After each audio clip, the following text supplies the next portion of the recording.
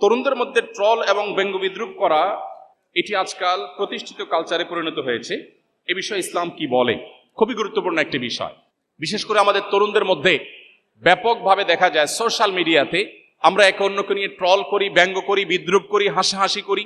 ইসলাম আমাদেরকে শুষ্ক কোনো জীবন ব্যবস্থা দেয়নি, বরং ইসলাম আমাদেরকে যে জীবন ব্যবস্থা দিয়েছে এখানে বিনোদনের সুযোগ আছে।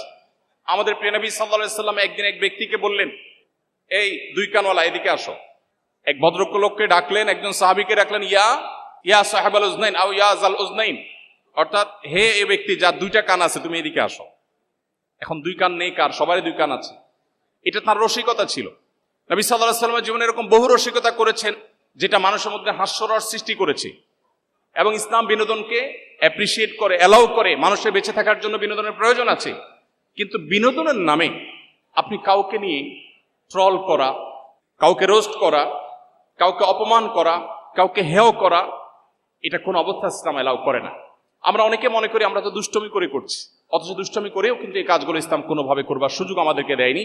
এবং এইভাবে একটা সমাজে মানুষের মধ্যে অন্যের ক্ষতি করার বিষয়টি যে অপরাধ, সে ধারণায় আস্তে আস্তে বিলুপ্ত করে ফেলে। এই জন্য একজন মুসলিম তরুণ কোন অবস্থাতে কাউকে নিয়ে ট্রল, ব্যঙ্গ, বিদ্রুপ করতে পারেন না।